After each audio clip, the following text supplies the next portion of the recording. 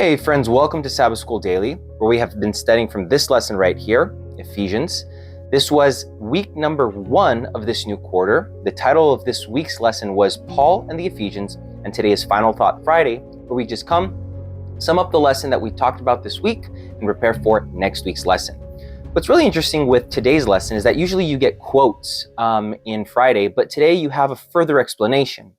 And the explanation that we find is a bit more context into the reality revolving around the city of Ephesians and the stories that we've studied this week. The focus is on the story that we saw in Sunday's lesson with the exorcisms and the whole situation that revolves around Acts chapter 19. Now, a little bit more inference or a little bit more information into that story is that the city of Ephesus was an extremely superstitious city. And we've already seen that this is a city that amply worshipped the goddess Diana or Artemis. It was an extremely religious city. I mean, their main activity, their main source of income was religion and tourism or religious tourism.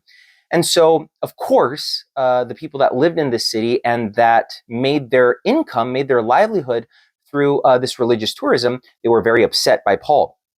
So we do see that it was a very superstitious, very religious city, a very pagan city. And we see how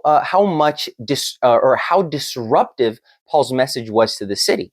When we look at the situation where these people, they burned their magical books or their books of magic, of dark magic with spells. And we know the content of those books because we have ample archaeological findings that tell us the incantations, the spells, everything that you would need back then, or so they thought, to induce the gods to do their own will, to do what they wanted them to do. And so, as the lesson describes it, these books, they were worth about, in today's terms, $4 million.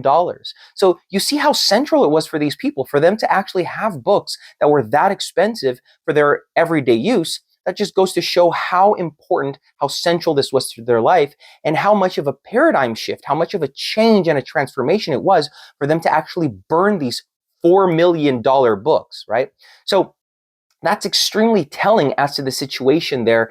Not only that, but it also gives us a sliver of a perspective into the world that Paul immersed when he entered or when he lived in Ephesus.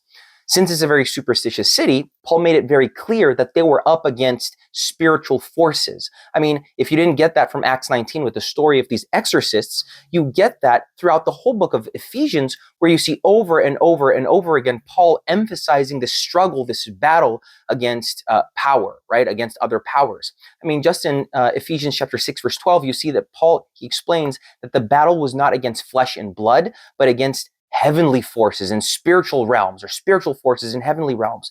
And so you see that this battle, this struggle, and that's one of the illustrations that Paul makes in the book of Ephesians, is that the church is God's army. You remember that. Here you see the reality of why. You also see that when we look at the pieces of armor, it all has to do with this struggle, this battle against these forces of evil in these heavenly realms. I mean, the shield of faith, it's meant to defend us from the fiery darts coming from the devil. So you see that is a grand theme in the book of Ephesians. Thank God that he gives us that power, that strength, because friends, that battle is still very modern. It's a very current problem that we all face and that we all battle and wage war every single day against temptations that come both from without as well as from within. And so my encouragement to you is read the Bible. The Bible is the sword that defends and the sword that pierces, and it will help you. It will help reveal to you these darts that are coming. It will strengthen your faith, and it will give you a foundation of trust so that you can know God and know how to deal with these powers that exist in these heavenly realms. So I hope that you do study your lesson. It was a beautiful lesson this week, a very introductory lesson. It gave us a lot of context into the things that we're going to be talking about. Next week, it gets even better. So don't forget to study tomorrow. We're going to meet tomorrow. Sabbath afternoon is when we meet. I know that I released the lesson a little bit earlier, but that's because we have people watching from so many different time zones that I do want you to get this in a timely manner. So please remember to like, to share, and to subscribe to our videos. We release one every day, and I hope to see you again here tomorrow for another study at Sabbath School Daily.